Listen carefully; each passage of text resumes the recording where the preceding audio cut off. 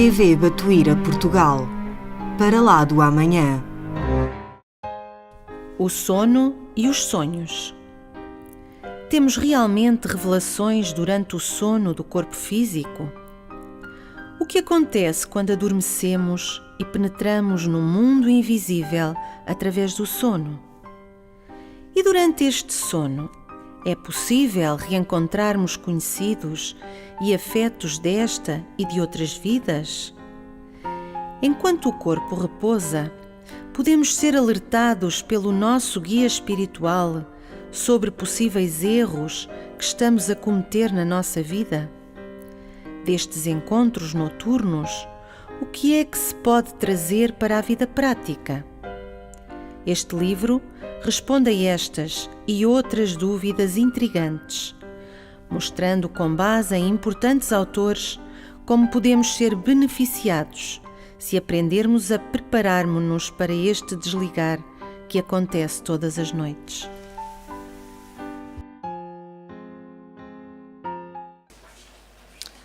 Boa tarde a todos. Mais uma vez, sejam bem-vindos à nossa casa.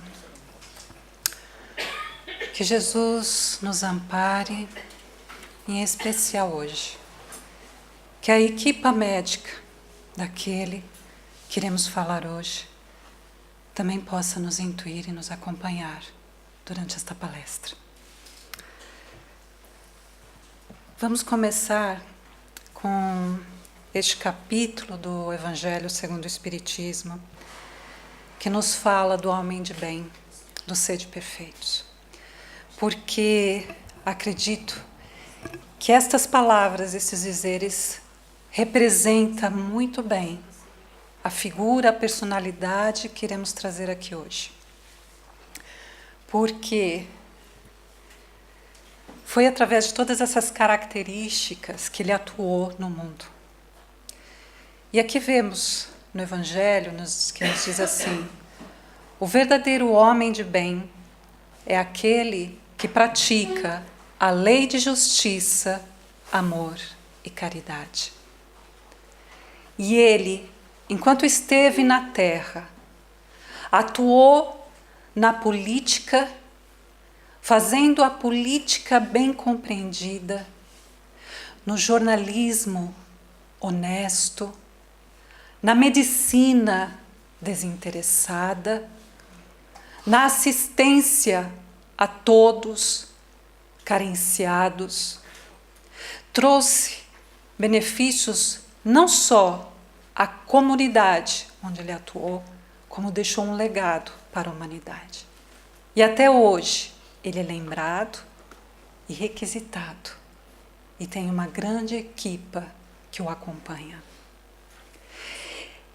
Continuando, o homem de bem interroga sua consciência, se fez todo o bem que podia. E este de quem vamos falar, sempre após cada atendimento, ele se questionava se teria feito corretamente, se não poderia ter feito mais. Continuando aqui nos dizeres, tem fé em Deus, em sua bondade, tem fé no futuro, faz o bem pelo bem. E foi isso que ele nos mostrou, na sua bondade, na sua simplicidade.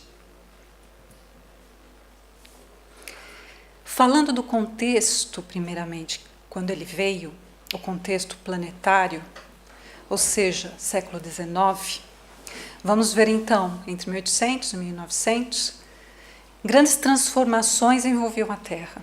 Haviam muitas revoluções e havia ainda muitas turbulências após a Revolução Francesa, mas havia muitos avanços tecnológicos, a locomotiva, o telefone, o fonógrafo, a imprensa.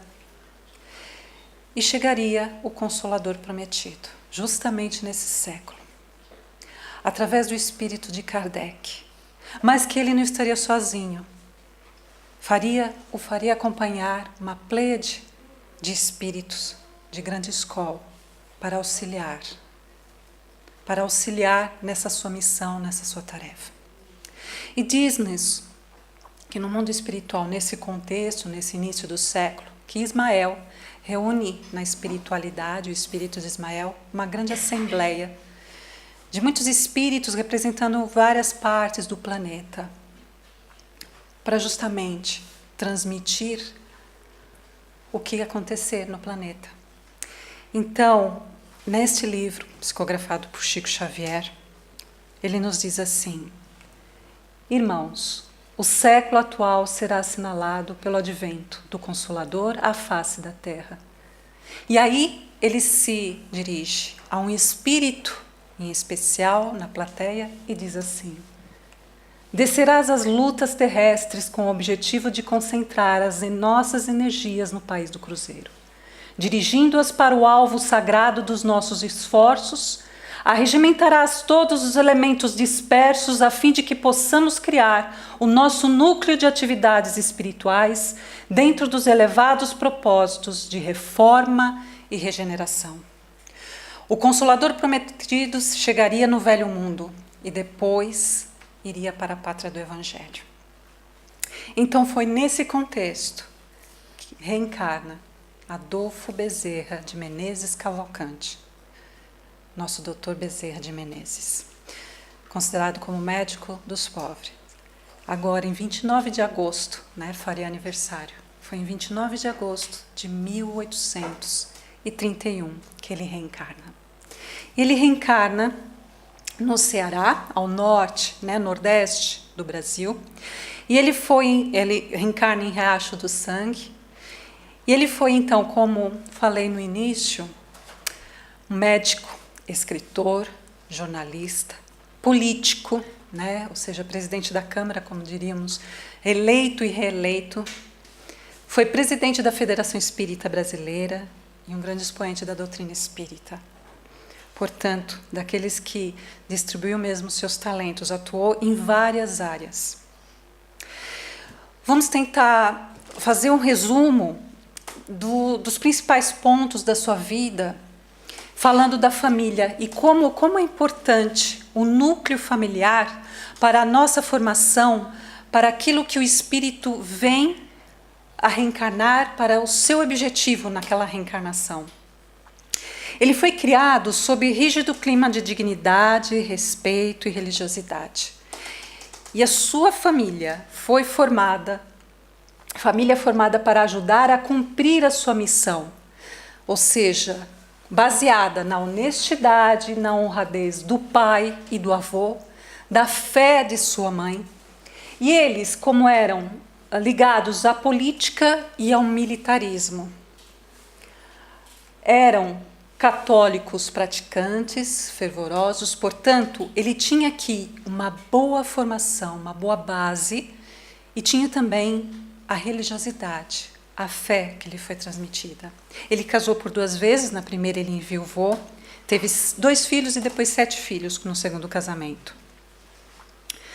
Falando de uma forma resumida do político exemplar, Bezerra nos diz que, para ele, a política é a religião da pátria, sagrada e obrigatória.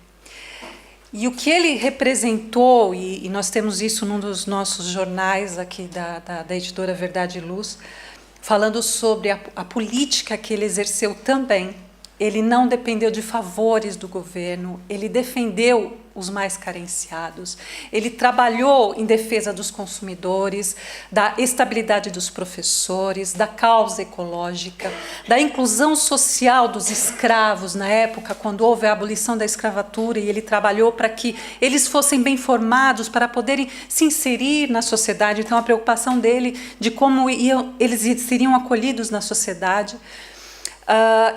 Interessante que, em relação à política, o pai dele sugeria a ele, ou seja, orientava para que ele não entrasse na política, devido ao tanto que o pai já havia passado. Mas tanto insistiram, tanto a comunidade local insistiu, e apelando para o seu patriotismo, que ele acabou então se envolvendo com a política. E trago aqui dos principais, digamos assim, atuações dele, como foi nos transportes, nas linhas de ferro. Em 1870, ele funda a Companhia de Estradas de Ferro de Macaé a Campos. Em 1872, ele construiu a Via Férrea de Santo Antônio de Pádua. E em 1875, ele foi presidente da Carris Urbanos de São Cristóvão. Portanto, ele tinha uma participação muito atuante na sociedade, né? Como cristão, como na parte religiosa, Bezerra, em 1889, ele foi eleito presidente da FEB. E ele relutou muito também aqui para aceitar essa presidência. Santo Agostinho era o seu mentor. E ele só aceitou esse encargo depois de uma comunicação mediúnica de Santo Agostinho. E que dizia assim: aceita o convite, é um chamado. Já te dissemos mais de uma vez que a união dos espíritas e a sua orientação te foram confiadas. Não duvides nem te preocupes com as dificuldades. Fazes o trabalho do homem, sem cuja boa vontade nada podemos. Cumpre o teu dever e cumpriremos o nosso. E neste caso, diz Bezerra então, neste caso aceitarei e espero que não me faltem o amparo de Jesus, a proteção de nossos guias, assim como o concurso de todos os companheiros do grupo. E aí no que responde Santo Agostinho: iremos todos contigo. Então foi com base nessa mensagem que ele resolve então aceitar essa presidência. E como tal ele iniciou o estudo metódico do estudo do Livro dos Espíritos, como fazemos aqui na nossa casa. E de 1890 a 1891 ele foi vice-presidente, quando então ele implementa o estudo semanal também do Evangelho segundo o Espiritismo.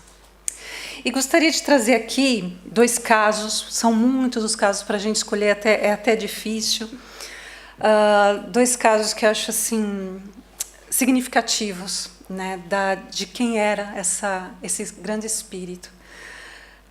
Então chega certa vez um homem desempregado, em franca realmente necessidade, suas roupas em farrapos, e ele diz que está com fome e que tem família também passando fome, passando necessidade. Bezerra, ele atendia muitas vezes gratuitamente, ou seja, ele acabou sem nada, ele disse tudo que ele tinha, ele acabava por distribuir. E naquele momento foi um dos momentos onde ele não tinha nada no bolso. Então, meu Deus, o que eu vou fazer? Então ele diz assim: você tem fé em Deus? E ele fala: claro que tenho. Então aceite este abraço. E ele lhe dá um abraço muito sentido, ou seja, o envolve, não é? E ele diz assim: vai para casa, ore junto à sua família e vamos aguardar. E aí ele vai para casa e realmente vai junto à sua família, eles dormem e acordam aquele homem estava inclusive doente, estava um pouco febril, quando se dirige a Dr. Bezerra, e ele acorda sem febre, sem fome. E quando se dirige à rua, encontra com alguém que lhe dá ajuda. E então a ajuda veio e depois ele vai agradecer ao Dr. Bezerra. Um outro momento é quando uma mãe, também necessitada, não tinha como pagar a medicação, e que foi receitada pelo Dr. Bezerra, e ele, a única coisa que ele tinha de valioso, olhou para o seu dedo, era um anel de formatura. E entregou a ela: olha, vende e compre a medicação necessária. Então ele dava tudo que era possível, toda a possibilidade, tudo de si mesmo. Continuando, como escritor, Bezerra, ele então participou em jornais locais, em jornais da imprensa, ou seja, imprensa tradicional.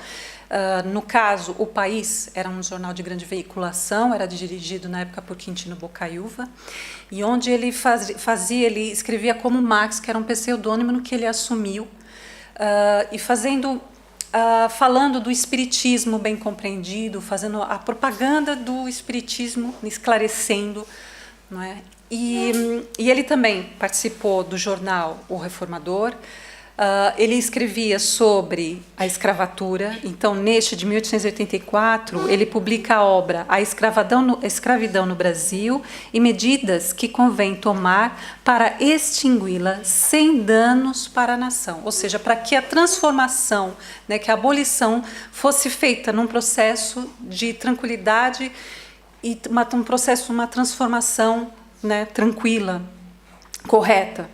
Ele também faz breves considerações sobre as secas do norte, também é um livro, este também é uma obra. Quando fala do espiritismo, e é lançado até um livro do estudo filosófico do espiritismo, de Bezerra, ele tenta derrubar o mito de que o estudo filosófico do espiritismo é difícil.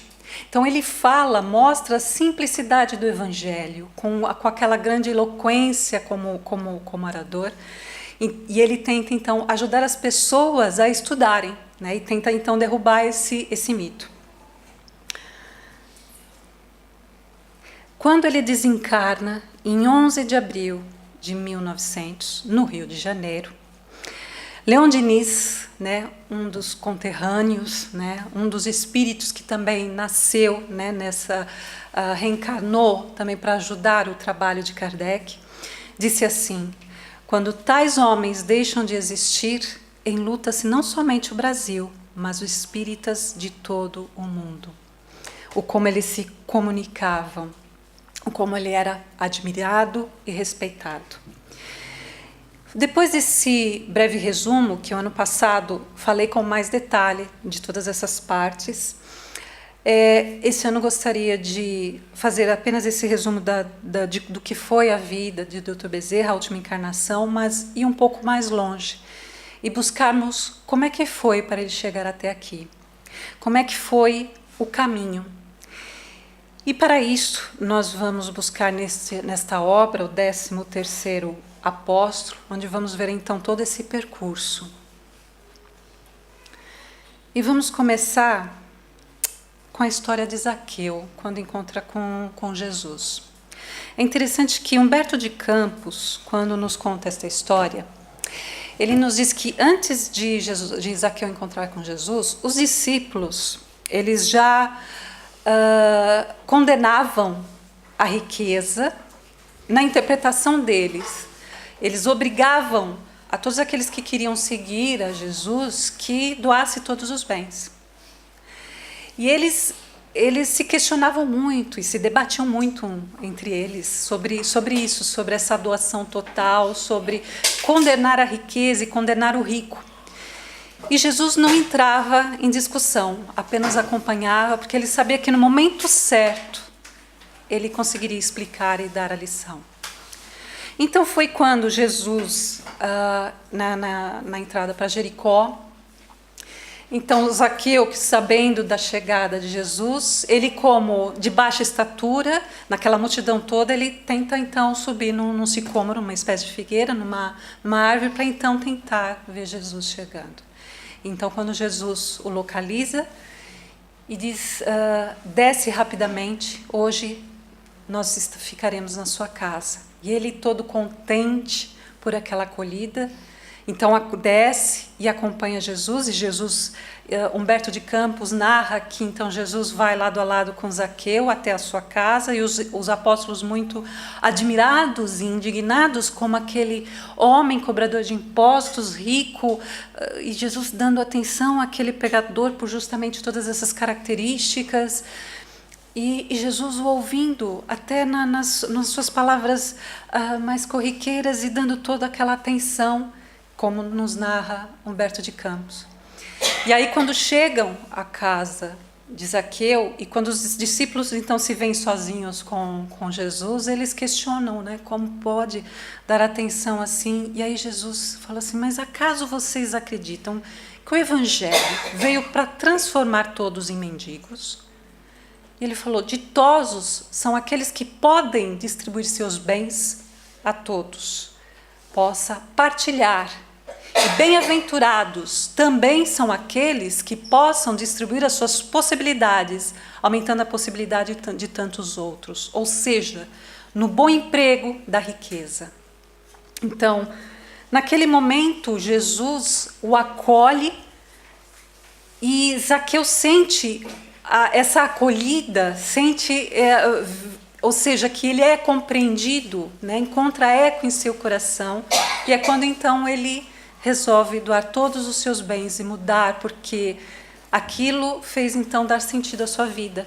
Porque Zaqueu, como nos dizia Humberto de Campos, ele já estava se questionando sobre o caminho que ele estava percorrendo. Portanto, bastava só esse clique, este momento. Então vamos trazer apenas uma das narrativas aqui finais de Zaqueu, que ele diz assim: sei que tenho retirado do povo tudo o que posso. Tenho sido um mau administrador e minha fortuna eu a conquistei com as lágrimas alheias, com o abuso, com a exploração. De agora em diante retribuirei a todos a quem causei constrangimento e devolverei tudo àqueles de quem tirei. É interessante que, para Zaqueu ter sentido essa alegria, imagine vocês se Jesus não tivesse o acolhido da maneira como o acolheu, dando toda aquela atenção. Será que Zaqueu sentiria essa alegria? Será que ele teria essa disponibilidade, essa vontade de doar todos os seus bens? Bastou com que Jesus abrisse seus braços. Onde eu quero chegar? Quando chegamos à casa espírita, ou quando alguém precisa de ajuda e vem até nós, esse é o momento em que precisamos abrir os braços, dar toda a atenção. Porque essa pessoa vai retribuir com tanta alegria, e nós sabemos disso. Como é que chegamos aqui? Como acolhemos aquele que chega até nós? Como gostaríamos de ser acolhido no momento como estava sentindo Zaqueu, buscando um sentido para a vida?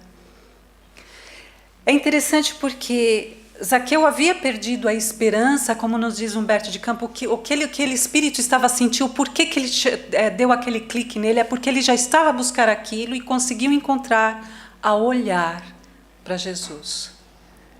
Tudo aquilo que ele buscava e se questionava. Ou seja, que o quanto que o Evangelho pode transformar, o quanto que essas pessoas buscam e encontram, seja na casa espírita, em Jesus, em cada um de nós. Continuando, agora voltando para Dr. Bezerra, uma senhora se dirige a ele também necessitada e ele a ajuda. Então, é quando vemos nessa encarnação que agora ele renasceu refletindo nos próprios olhos o olhar do Rabi, Dr. Bezerra. E esta senhora diz: obrigada, Dr. Bezerra, muito obrigada. E ele responde assim: não agradeça, filha, estou apenas devolvendo aquilo que lhe tirei. E aqui vemos uma das encarnações, então, de Dr. Bezerra. Este foi o começo. Ou seja, a conversão de Zaqueu foi imediata? Não podemos dizer que foi imediata, mas aquele foi o começo. Foi quando olhou para Jesus. Portanto, um dos caminhos, então, quando tudo começa, é com Zaqueu. E era comum naquela época eles trocarem o nome para algo que significasse, algo que tivesse significado espiritual para a missão que eles iriam cumprir. Assim como Saulo mudou para Paulo. Então, Zaqueu, para não confundir com Mateus, ele troca para Matias. E ele é considerado o 13º apóstolo, que vem substituir Judas Iscariotes após os incidentes da cruz. Isso que nos é narrado é porque a perda de Judas era muito significativa para todo aquele grupo. Eles não podiam perder peças fundamentais. Precisariam buscar alguém que substituiria Judas até que ele pudesse estar em condições, sabe Deus quando, mas que quando pudesse retornar, mas que teria que ter alguém. E depois apareceu o 14º, que foi o Paulo, devido ao imenso trabalho que tinham. E depois vemos outras encarnações de Dr. Bezerra. Inclusive, falava com o Sr. Orlando sobre essas informações. E como coloquei aqui no final, no rodapé, essas informações foram confirmadas e o Sr. Orlando confirmou também com o Chico Xavier. A própria Ivone Pereira, que é quem psicografa, né, também pelo espírito do Dr. Bezerra, Leon Tolstói como espírito também, como vários palestrantes espíritas e que busquei, pesquisei, também confirmam e falam sobre estas informações. Então vemos no livro Ave Cristo, também Bezerra como Quinto Varro e Quinto Celso, como o irmão Parmênio, numa das mensagens, esse personagem aparece numa das mensagens psicografadas por Chico Xavier, quando fala da Casa dos Benefícios, que vamos falar adiante. E também numa outra encarnação, como Carlos Felipe, no livro Nas Voragens do Pecado. Vamos falar apenas de algumas destas, mais, do que for mais assim, significativo, porque quando falamos vou retornar aqui um pouquinho, quando falamos, uma coisa que eu queria ressaltar, quando falamos das várias reencarnações, é no sentido de ornamentar o conteúdo doutrinário, não é? De buscarmos o exemplo e como foi o caminho. É simplesmente isso, mais do que uma curiosidade, é buscar mesmo o seu conteúdo, a sua essência.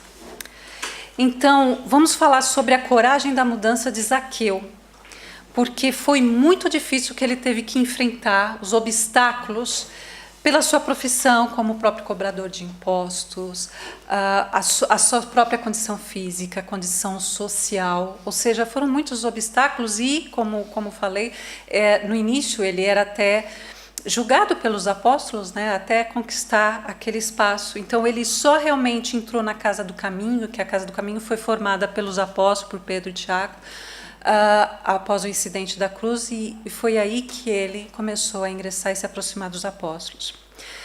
E ele andava na rua muito visível, apesar de humilhado pela sua condição, pela sua profissão, mas ele andava sem medo, andava visível, sem medo.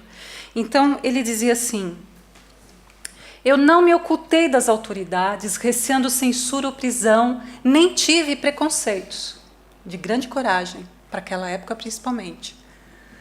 Desligara-me, ou seja, renunciou do ódio de si mesmo, das funções aduaneiras, dera parte dos meus bens aos pobres, provera com a outra parte recursos para a minha família, distribuíra minhas terras entre os camponeses mais necessitados e reservei o estritamente necessário à minha manutenção.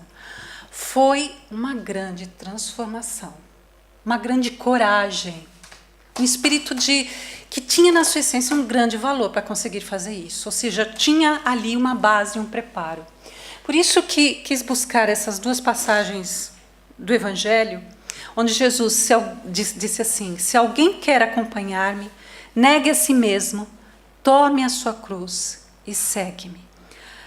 Ou seja, mostra claramente que temos que renunciar a alguma coisa, temos que doar de nós mesmos, de também fazer a nossa parte, né, para conseguir essa transformação, para conseguir seguir um caminho melhor.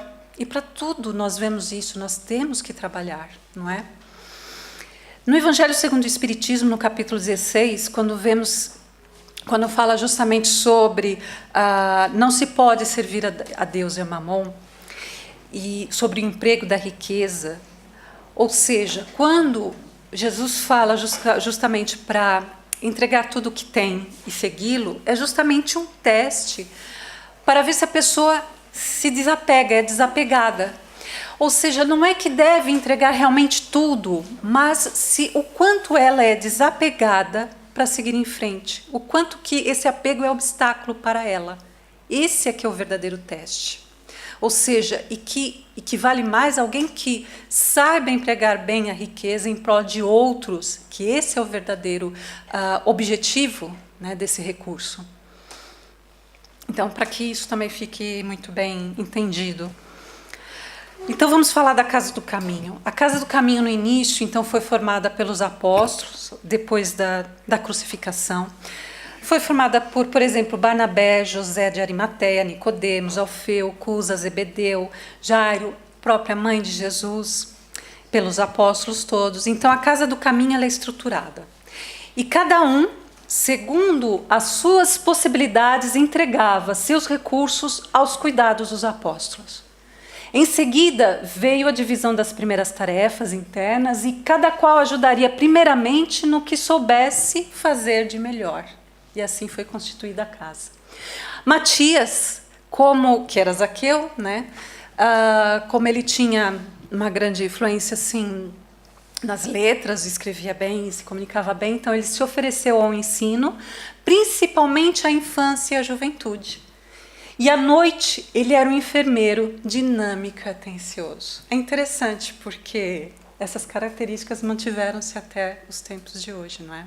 Ou seja, ele soube realmente aplicar os seus talentos. Se desfez daquilo que ele não precisava, desapegou-se daquilo e se apegou naquilo que realmente interessava, né? Ampliando ali os seus talentos, trabalhando bem os seus talentos.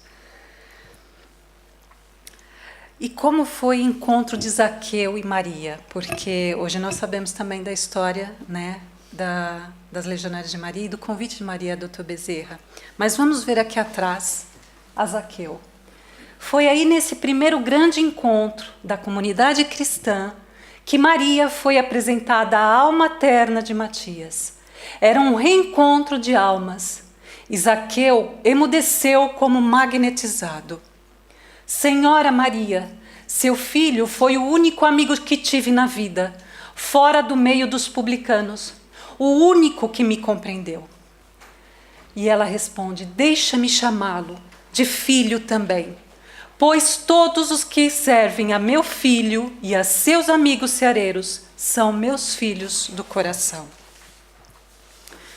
E como nos conta através hoje Bezerra, pelo médium Francisco Xavier: Mãe Santíssima, abrigaste-me sob teu manto celestial, aqueceste o meu espírito no amantíssimo e luminoso seio, sê bendita a Virgem gloriosa, e como verdadeiro legionário de Maria, trabalho incansável até hoje. Ou seja, com esses dois slides mostramos que Zaqueu encontra Maria e emocionado, ou seja, e como nos diz aqui, é um reencontro de almas, e que nos tempos atuais, né, permanece essa ligação e que ele continua trabalhando como um verdadeiro legionário de Maria, né? Começou essa ligação há muito tempo lá atrás. Falando sobre o 12º e o 13º apóstolos, então Judas e Zaqueu ou Matias. Judas, ele é acolhido por Maria, ou seja, Maria que vai buscá-lo, né, no umbral. E ele é acolhido então por Maria e que entrega-o a Matias na espiritualidade. E Matias sentia na alma a amargura de Judas, declarando-se um perdido, pois perdera até a condição de apóstolo. Então imaginem o quanto aquele espírito sofreu quando caiu em si. O que fez Matias imediatamente revidar. Nunca mais ele deixaria de ser o 12º colaborador. Se outro nome fosse escolhido, seria o 13º, pois nunca mais seria ele esquecido do amor do Cristo, independentemente das incompreensões humanas. Tanto que o Matias é considerado o 13º e não o substituto do 12º, até que o 12º tivesse condições. A misericórdia divina, mostrando que apesar dos nossos erros, podemos nos reerguer e vai esperar o tempo que for para que tenhamos condições, porque confia de que vamos nos reerguer. Vai ser dada essa possibilidade. Isso eu acho que é uma linda passagem e que nos ensina muito quando passamos por necessidade hoje. Falando sobre a encarnação do irmão Parmênio, depois Matias, então, ele acaba por ajudar na construção de uma casa de caridade. E depois, numa encarnação seguinte, irmão Parmênio também, como irmão Parmênio também.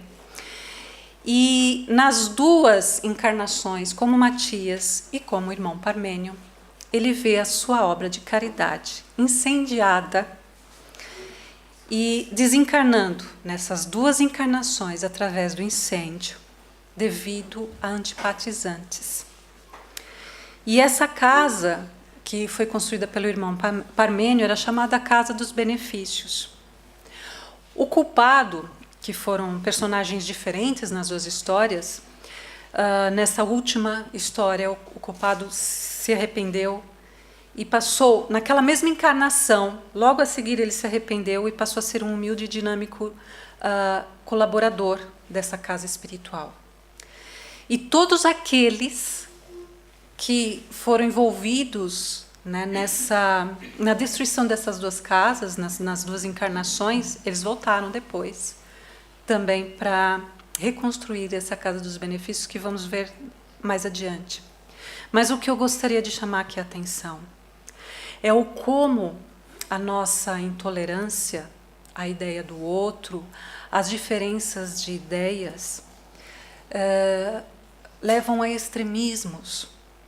E Bezerra, ele representou bem a aceitação e a bondade, a tolerância, mesmo diante das diferentes ideias. E isso nós precisamos ver muito bem, principalmente nos dias atuais, o que corre, como precisamos ainda desenvolver essa tolerância, para não incendiarmos, seja com as palavras ou com qualquer tipo de ação, terrorista ou não, e empregarmos contra nossos irmãos, não é? Então, é algo que também devemos aqui lembrar, chamar a atenção, o como precisamos desenvolver a tolerância.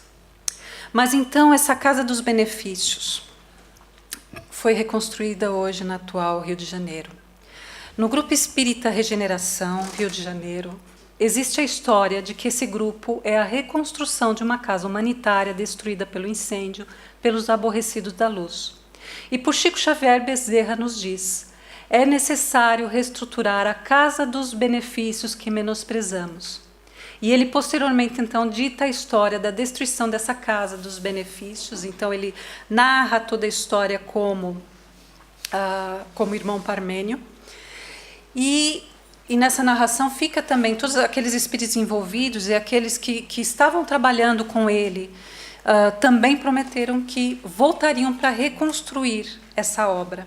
Foi que então que a espiritualidade tentou reunir a todos nesse mesmo local para reconstruir essa obra. E interessante que no estatuto desse grupo espírita, essa mensagem psicografada foi entregue à presidente desse grupo espírita, né? E no estatuto consta o nome de Dr. Bezerra como um dos presidentes da casa. E uma das coisas que ele fala, que ele pede ao Dr. Alcides de Castro, que é quem está à frente, é que aquele estatuto tivesse um espírito de síntese, ou seja, que devesse tudo ser simples, leve e eficiente. Ou seja, mostrando aqui o quanto ele tinha o primor pela simplicidade, para que não houvesse grandes complicações, que fosse algo, mesmo na documentação da casa, no estatuto da casa, fosse algo simples, regras simples. É interessante isso, principalmente quem está na direção da casa, e nós sabemos que isso é um alerta para nós.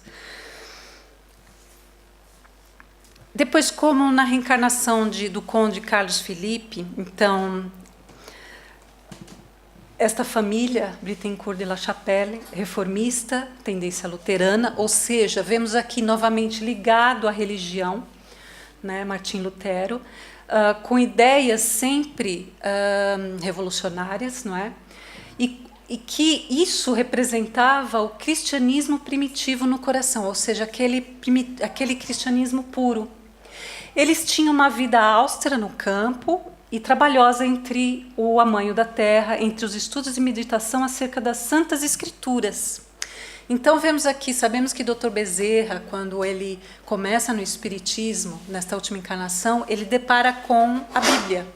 E sabemos que ele declama muitos os salmos, nós vemos nos livros da doutora Marlene, quando ele acolhe espíritos no umbral, ou que seja, ele lembra os salmos, o como ele é realmente religioso e tem isso no seu coração, vem de há muito tempo. Então, e dedicados às obras em favor dos infelizes já nesta época, ou seja, olha o caminho que ele está a percorrer, a formação do seu espírito. Então, essa família era composta pelo conde Carlos, que era o Bezerra, a condessa, seus filhos, Felipe II. O Felipe II aqui é o Charles, que é o que está a escrever aqui a obra, pela Ivone Pereira, que é o livro Nas Voragens do Pecado. Ele era médico, olha como também ele sempre, a família com uma formação que o ajudou também nesta atual encarnação, né? Mesmo naquela época também. Médico e teólogo luterano, o seu outro irmão Clóvis, oficial militar, o Felipe Rogério, estudante de medicina, e a Ruth Carolina, que é a nossa atual Ivone Pereira do Amaral, né, a escritora. Portanto, ela tem ligação com o Dr. Bezerra no passado, e isso Chico confirmou a ela também, né? Por isso que Bezerra tem essa facilidade de escrever também por ela, essa comunicação. E a gente sabe como é na mediunidade. Era frequente ver pais e filhos em aldeias à procura de enfermos do corpo e do espírito. Então, vemos aqui o caminho de Dr. Bezerra, a formação, já nesta encarnação, né? Falando agora, acabamos de falar um pouco dessas encarnações, desse caminho, voltamos a falar sobre Bezerra, vamos falar sobre Bezerra e Chico. Bezerra de Menezes estava sempre na frequência de Chico Xavier, pois este chefia a equipa médica dos trabalhos do nosso médium. A extensão da influência de Bezerra de Menezes é tão grande e importante quanto a de Emmanuel. Então, estava sempre nos trabalhos, principalmente de cura, com o Chico. E o Chico, então, nas sessões públicas, ele psicografava cerca de 700 receitas. Olha quantas. Né? Então, a mediunidade receitista. Já que Chico Xavier estava sempre na frequência do Dr. Bezerra, às vezes o receituário funcionava até pelo telefone e com a mesma precisão. Né? Também estamos a falar da mediunidade de Chico. Agora, poderiam perguntar como funciona, então, já agora, né, esse tipo de mediunidade, as receitas? Quando, mesmo o doutor Bezerra, quando ele foi consultar, como é que, então, o médico conseguia captar exatamente os sintomas sem a pessoa só dar um nome, não falar mais nada, só dar um nome? Porque nós somos acompanhados dos nossos guias, nossos, digamos, os anjos guardiões, os espíritos protetores, espíritos familiares, que então se comunicam com a equipe espiritual, descrevem a doença, os sintomas, e é assim que a equipe espiritual trata, ou seja, ela já vai nos acompanhando desde que a gente entra na casa espírita, desde que começamos os primeiros contatos, e é assim que eles conseguem, espiritualmente, e falando entre os espíritos, que eles conseguem então saber todos os sintomas, e isso é narrado também neste livro. Falando de alguns casos mais, assim, eu trouxe aqui dos mais significativos e tentando trazer outros que eu já havia trazido no ano passado. Um que eu acho que é bastante significativo no Japão, um rapaz com leucemia. Após ele ter visto um vídeo, uma reportagem com Chico Xavier, ele tem a plena certeza que ele conseguiria a cura através dessa mediunidade, através do Chico. Então, tamanha foi a vontade dele de ter com Chico e de ser curado, que ele à noite, então, em sonho, ele se vê tratado pelo Chico e por mais 2 espíritos, que ele não sabia quem era. E que, quando ele sente, então, quando ele os vê, sente realmente massagearem a sua medula. Alguns dias depois ele começa a sentir as melhoras, até que ele então dá essa sua narrativa, esse seu depoimento a um historiador e através de uma intérprete, quando lhe mostram algumas fotos, né, de personalidades espíritas, ele vê a de Dr. Bezerra e fala, era esse o outro espírito que estava com o Chico quando eu vi, né, mexer na minha medula e tal, e era Dr. Bezerra de Menezes, como estava sempre nos processos de cura. Um outro caso era de uma senhora que estava desenganada pelos médicos, e ela sabia que estava desenganada, mas ela queria ir ter com o Chico, ela queria ir ver o Chico. E aí ela fala que está desenganada pelos médicos, mas queria estar ali da mesma forma, e Chico fala assim, não tem mais jeito do lado de cá, da medicina terrena, mas e do lado de lá? da medicina espiritual, né? Ele questiona. Ela, 3 dias depois, sonha que recebe a visita de Dr. Bezerra e de Chico e que estão a operá-la. Quando ela acorda, ela vê o travesseiro encharcado de sangue e pus. Ou seja, foi a partir desse momento que ela começa então a melhorar. Chico também nos conta que certa vez ele estava trabalhando e começa a sentir uma dor no baixo ventre, começa a sentir uma dor forte, ele pondera em ter que ir para o hospital até que ele começa por orar e pedir ajuda ao Dr. Bezerra. De repente ele sente uma vontade de ir à casa de banho, quando ele vai, ele expele muito sangue e ele percebe então que haviam interceptado, ou seja, haviam assistido, né? E ele agradece a cirurgia, a equipe médica de Dr. Bezerra. Então, esses são alguns dos casos, e que há outros no livro, lindos casos de Dr. Bezerra de Menezes, interessantíssimos, do escorpião, há muitas histórias. Isso para que vocês sintam, né, o que é a fé, o que é a espiritualidade, o que é esta figura. Bezerra e o movimento espírita, como vimos no começo, né, dessa apresentação, quando Ismael fala que ele tinha que reunir todos os dissidentes e tinha que, né, fazer o trabalho da reforma, né, dentro mesmo com o Consolador Prometido. Ou seja, a reforma na sociedade, né, digamos, no coração do homem. E ele, através desse livro aqui, ele, através das AMES internacionais, né, Associação Médica Espírita, através das jornadas, é que ele tem empreendido esse trabalho de união, de esclarecimento. Então, como ele diz aqui, solidários seremos união, separados uns dos outros seremos pontos de vista. Como dialogar em climas adversos? Como conceber a unificação em tempos de pluralismo? Como desenvolver afeto em grupo? O que fazer, já sabemos. A indagação agora é como fazer? E aí ele responde, através da instrução e do amor, ou seja, do estudo, a educação integral da humanidade. Integral, ou seja, não é só intelectual, mas do espírito. Ou seja, ele defendendo aqui como uma globalização, né, a interação com o meio, a união de todos, né, o esclarecimento. E aqui queríamos mostrar o quanto que ele foi reconhecido, e isso é só apenas alguns enxertos. Então nós vemos na Câmara Municipal do Rio de Janeiro, há uma tela, né, na Câmara Municipal, uma homenagem da colônia portuguesa, da capital do Império, que diz assim, no retrato: tributo do maior respeito e consideração que, em homenagem ao grande talento e honrado caráter do Dr. Adolfo Bezerra de Menezes, consagram os súditos portugueses nesta corte. E no site mesmo da Câmara Municipal do Rio de Janeiro, nós vemos aqui, entrando no site, né, há uma referência a Dr. Bezerra de Menezes. Onde ele nasceu, no Ceará, há uma estátua, né, em Riacho do Sangue, que hoje é Jaguaretama, em homenagem a ele, né? E ela diz assim, né, na placa que está ao lado da sua figura, diz assim: luz que nos ensina e esclarece as nossas vidas, te agradecemos em nome de Jesus o amor que derrama sobre nós, vossos irmãos pequeninos, que andamos na estrada da evolução. Este hospital, Dr. Adolfo Bezerra de Menezes, é uma instituição que se destaca no estado de São Paulo, e ela recebeu em 2014 a nota máxima na avaliação dos hospitais filantrópicos do programa CEALAG vinculado à CPFL.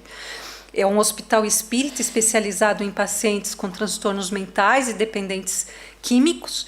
Esta senhora, que foi quem começou todo este trabalho, ela encontrou o terreno e depois, com boa vontade da população, sem a verba pública, mas com listas e quadros de sócios, é que conseguiu construir esse hospital, que hoje tem cerca de 217 leitos, 247 leitos, e boa parte, a grande maioria, para pacientes digamos, carenciados, e uma pequena parte para aqueles que têm o convênio médico, digamos assim, o seguro-saúde. E interessante que quando começou todo esse trabalho, os doentes, eles chegavam em carroças, doentes mentais, eram entregues em carroças, caminhões, para a polícia, né? Era entregue, né, para a cadeia pública.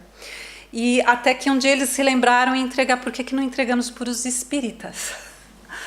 E aí começou o carro de polícia a levar os doentes para os espíritas. E assim começou essa obra. E até hoje isso acontece.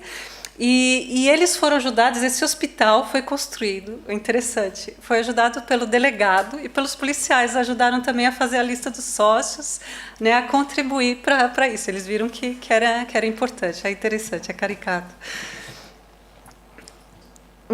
Essa associação espírita beneficente é uma associação grande, né, um lar de idosos, abrigo da Feliz Desamparada.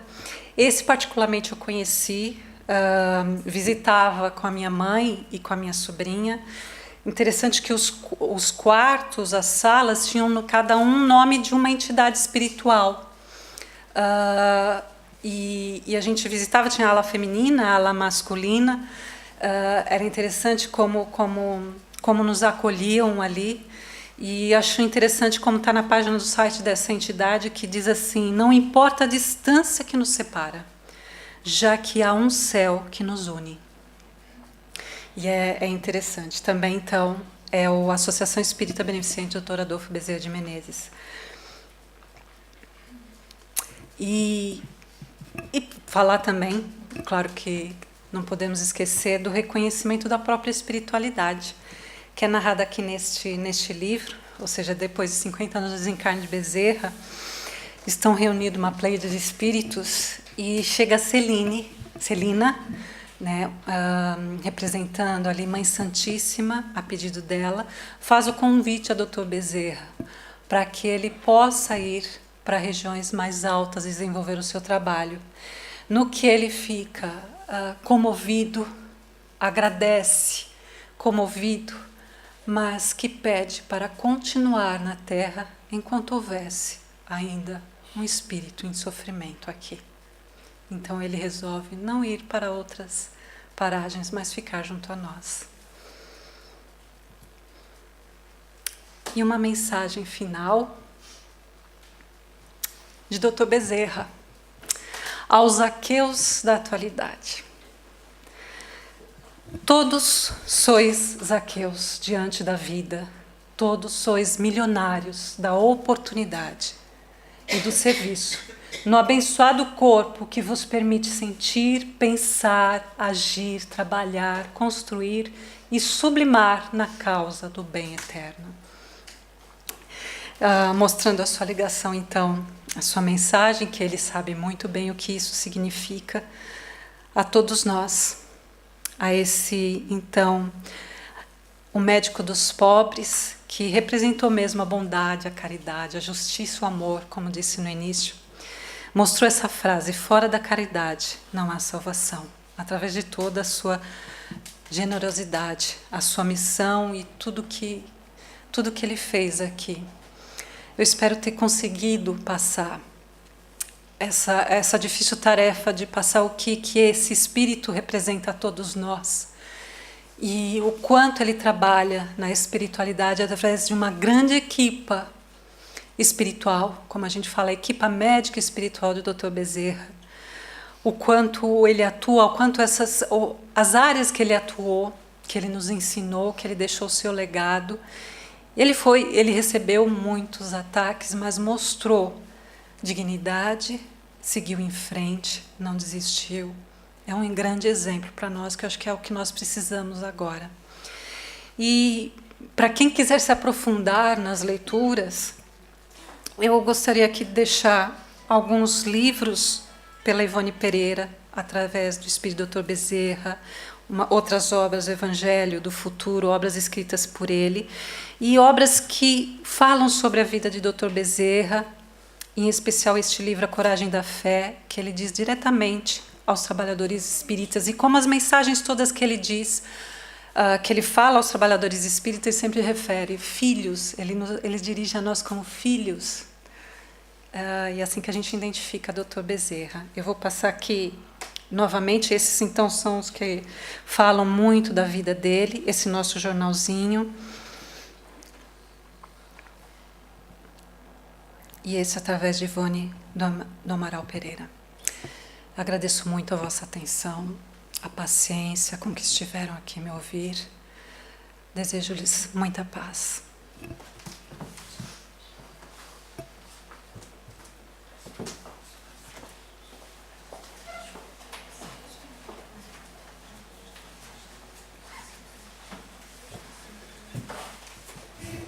Assim que esses companheiros chegamos ao término desta apresentação e começando pela nossa palestrante com bastante emoção, e é realmente motivo para isso.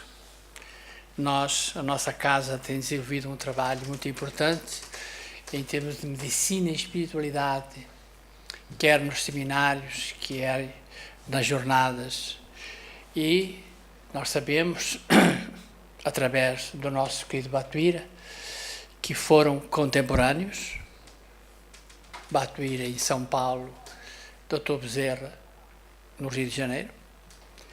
Eles trocavam correspondência naquela época, segundo Batuíra, e se interajudavam no desenvolvimento da doutrina naquela época.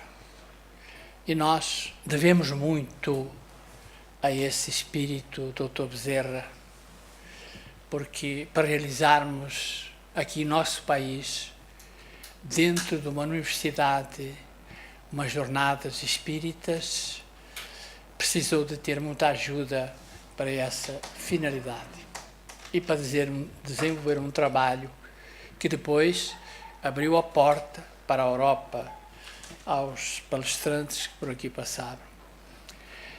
Além do débito que eu e a minha família e minha esposa devemos, porque tomamos muito medicamento receitado através do nosso Chico, de receitas de homeopatia.